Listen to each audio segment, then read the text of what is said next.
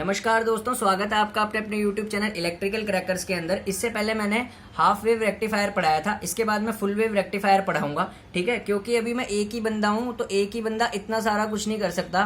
तो ऐसा नहीं है, बच्चे कमेंट कर रहे हैं यार तू मटेरियल्स भी पढ़ा दे वो भी पढ़ा दे, तो भाई जो भी पढ़ाऊंगा मैं स्टेप बाय स्टेप ही पढ़ाऊंगा। ठीक है, तो अभी हाफ वेव रेक्टिफायर चल रहा है, इसके बाद फुल वेव रेक्टिफायर आएगा, फिर ट्रांजिस्टर पे टॉपिक आएंगे। ठीक है, तो उससे पहले अभी मैं फैक्ट वीडियो लाने वाला हूँ, और इस फैक्ट वीडियो के बाद मुझे कोई ये ना कॉल करे कि भाई तो पहले कंट्रोल सिस्टम पढ़ा दे। ठीक है, तो एक साथ नहीं होएगा, ये कंट्रोल सिस्टम की फैक्ट वीडियो है। फैक्ट वीडियो मतलब जो मैं लाता हूँ इंटरव्यू प्रिपरेशन के लिए, जो वीडियो लेके आता हूँ।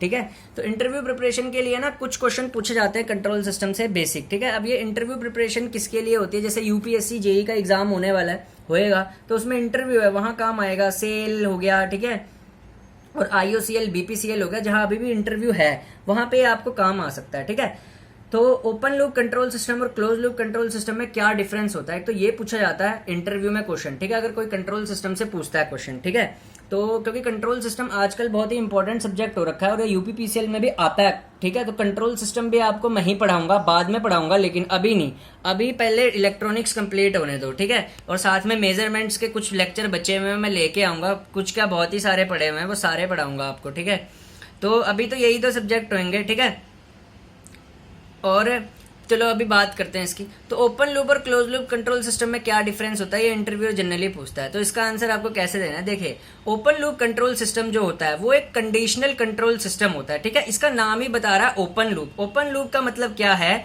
कि ये किसी भी प्रकार के किसी डिस्टरबेंस को सब्जेक्ट नहीं होता, या फिर ओपन लूप का नाम देखें ओपन लूप, यानी कि इसमें किसी भी प्रकार का कोई फीडबैक सिस्टम यूज नहीं होता। अब ये फीडबैक का क्या मतलब होता है, देखिए, कुछ फ्रैक्शन आउटपुट का वापस इनपुट को सेंड करना, किसको, आउटपुट को ही कंट्रोल करने के लिए, उसे बोलते हैं फीडबैक। ठीक है, ठीक है, लेकिन ओपन लूप कंट्रोल सिस्टम में किसी भी प्रकार का फीडबैक यूज नहीं होता। ठीक है ना, और ये जो, और इनमें ना, और ये हाईली स्टेबल सिस्टम होते हैं ओपन लूप कंट्रोल सिस्टम, और इन पे कभी भी परफॉर्मेंस एनालिसिस एप्लीकेबल नहीं होती।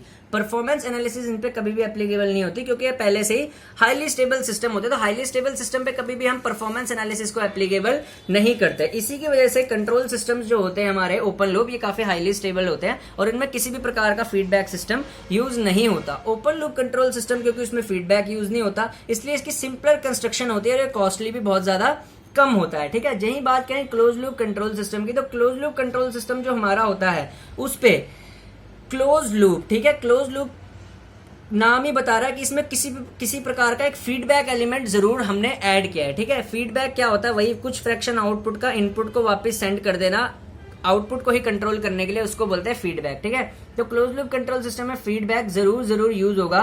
ठीक है, और इसमें कंट्रोल एक्शन जो होता है ना, वो एरर सिग्नल के द्वारा एक्चुएट किया जाता है। अब ये एरर सिग्नल क्या होता है, इनपुट और आउटपुट के बीच का डिफरेंस।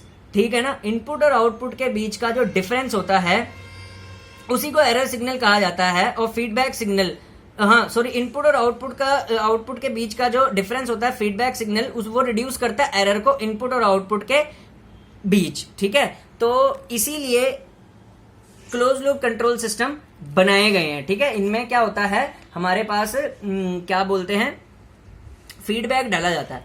अब फीडबैक हमारे पास दो तरीके के होते हैं। ठीक है, एक होता है नेगेटिव फीडबैक और एक होता है पॉजिटिव फीडबैक। ठीक है, तो ये अलग अलग तरीके के फीडबैक, इसकी कॉन्फ़िगरेशन होती है। जिस टाइम कभी फ्यूचर में कंट्रोल सिस्टम पढ़ाऊंगा, ठीक है, तो तब पढ़ाऊंगा। ठीक है ना, तो कैसा ही पढ़ाऊंगा वो तो आपको पता ही है, मेरा समझाने का तरीका। कंट्रोल सिस्टम भी मुझसे अच्छा आपको कोई नहीं समझा सकता, इतनी गारंटी ले लेना। इसी वीडियो के थोड़ा सा उससे पता चल गया होगा आपको। ठीक है, जब थ्योरेटिकल में इतना मस्त मतलब डील कर सकता हूँ, वो तो क्योंकि कंट्रोल सिस्टम थोड़ा बोर्ड पे ज्यादा समझ आता है, पर ये तो क्वेश्चन था, तो इसका आंसर तो आपको ऐसे ही देना पड़ेगा इंटरव्यू में। ठीक है, और जो क्लोज लूप कंट्रोल सिस्टम होते हैं ना हमारे, ठीक है ना, ये इनकी स्टेबिलिटी डिपेंड करती है सिस्टम कंपोनेंट्स पे। ठीक है, और इनमें इनकी परफॉर्मेंस बेटर होती है ओपन लूप कंट्रोल सिस्टम से, जब तक इनमें नॉन लीनियरिटी, अगर इनमें नॉन लीनियरिटी भी प्रेजेंट हो जाती है तब भी इनकी परफॉर्मेंस काफी अच्छी होती है। ठीक है, एक क्वेश्चन और पूछा जाता है इंटरव्यूज के अंदर कि ट्रांसफर फंक्शन से क्या समझते हैं किसी भी कंट्रोल सिस्टम के। देखिए, जो ट्रांसफर फंक्शन होता है ना कंट्रोल सिस्टम का, वो क्या होता है, एक linear time variant differential system में ट्रांसफर फंक्शन जो होता है वो डिफाइन किया जाता है लैपलास ट्रांसफॉर्म आउटपुट का to the Laplace transform input का ठीक है ना, यानी ratio of Laplace transform of output divided by Laplace transform of input when all initial condition equal to zero. जब भी कभी इनिशियल कंडीशन हमारी सिस्टम की जीरो होती है, उसमें लैप्लास ट्रांसफॉर्म आउटपुट का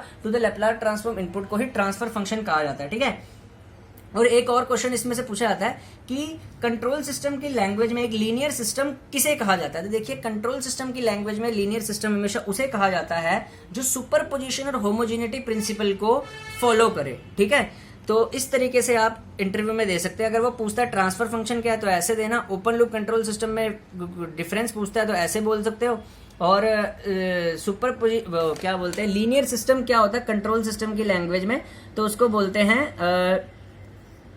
क्या बोलते हैं लीनियर सिस्टम कौन सा होगा, तो जो सुपरपोजिशन और होमोजेनिटी प्रिंसिपल दोनों को सेटिस्फाई करेगा। ठीक है, तो ठीक है, और एक भी सब्जेक्ट ऐसा नहीं है जो मुझे नहीं आता। ठीक है, ऐसा नहीं है आप सोचना कि भाई मेरे को ये सब्जेक्ट नहीं आता तो मैं इस वजह से डील नहीं कर रहा हूँ। यार एक बंदा हूँ, ठीक है, खुद भी तैयारी करता हूँ। ठीक है, टाइम निकाल के आपके लिए लेक्चर्स लेके आता हूँ। तो अभी पहले फुल वेव रेक्टिफायर आएगा तब, अब मैं आपको बता देता हूँ मैं कैसे पढ़ाऊंगा सारा कुछ। अभी ना इलेक्ट्रॉनिक्स चल रही है, इलेक्ट्रॉनिक्स ही चलने दो, अभी फुल वेव रेक्टिफायर आएगा, फिर ट्रांजिस्टर आएगा। ठीक है, फिर उसको पढ़ लेना। ठीक है, साथ साथ में ऐसे फैक्ट वीडियोस आती रहेंगी इंटरव्यू के लिए। ठीक है, और क्या बोलते हैं उसके बाद ना मेजरमेंट्स मैंने छोड़ा हुआ है बीच में। ठीक है ना, उसमें पीएमएमसी पढ़ाना रह गया, डैम्पिंग टॉर्क वगैरह वो सब पढ़ाऊंगा अभी मैं। ठीक है, तो अभी मेजरमेंट और इलेक्ट्रॉनिक्स से चलेगा। फिर उसके बाद थोड़ा बहुत पावर सिस्टम पे आएंगे। पावर सिस्टम में मैंने स्विच गियर भी पढ़ाना, ये सब भी, क्योंकि नए सब्जेक्ट हमेशा तब पढ़ाए जाते हैं जब पुराने पढ़ाए जाते हैं। अभी मैंने तो पुराने ही नहीं पढ़ाए हुए। ठीक है ना, पुराने ही नहीं पढ़ाए अभी तो पूरे, तब तो नए पढ़ाऊंगा ना। बाकी चैनल इसलिए नए पढ़ा रहे हैं, वो बहुत पहले से खुले हुए हैं, तो पुराने तो उनकी प्लेलिस्ट बनी हुई है, अब वो नए तो पढ़ाएंगे ही। मैं नए भी पढ़ा दूंगा बाद में, क्योंकि अभी यार इतना तो तुम भी सोच सकते हो, यूपीसीएल जेई की वैकेंसी आने सितंबर में, एग्जाम होना नवंबर में। अभी कहाँ, नवंबर तक तो मैं पूरा ही फिनिश करा दूंगा भाई, पूरा फिनिश करा दूंगा मैं आपको। इवन माइक्रो प्रोसेसर तक भी पढ़ा दूंगा, तो आप चिंता ना करिए। ठीक है, ठीक है, और ये जो बीच में नॉलेज वाली वीडियो आ रही है, हिस्ट्री ऑफ यूपीपीसीएल, कई बच्चे बोल रहे हैं भाई हिस्ट्री जान के हमें क्या फायदा मिलेगा। ठीक है ना, तो यार वो इसलिए फायदा मिलेगा, आप कल को वहां काम करोगे।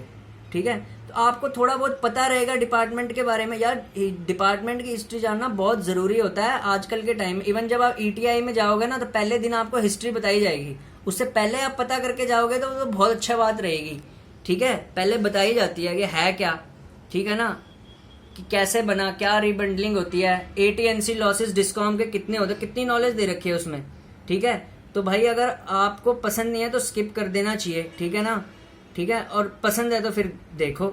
ठीक है, तो ऐसा नहीं है कि हिस्ट्री डाल के क्या होगा, उसको डाल के क्या होगा। तो भाई आप प्रॉपर, आपको अगर सिर्फ एग्जाम निकालना है तो फिर आप किसी चैनल और को देख सकते हो, लेकिन आपको एक प्रॉपर इलेक्ट्रिकल इंजीनियर बनना है तो फिर आप मेरे चैनल पे आइए। क्योंकि ये मैंने पहले भी बोला था, ये चैनल सिर्फ एग्जाम बनाने के लिए नहीं है, टोटल आपको ग्रूम करने के लिए, इलेक्ट्रिकल इंजीनियर होता क्या है वो बनाने के लिए।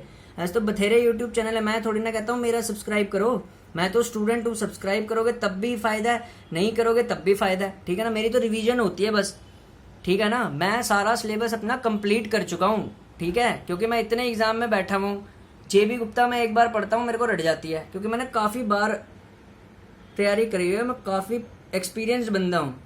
ठीक है, मतलब मैं 1 महीने में तैयारी करके भी एग्जाम निकालने का इतना कैलिबर बन चुका है मेरा। ठीक है, बाकी वो तो किस्मत पे बात होती है, एग्जाम कैसा होता है क्या होता है।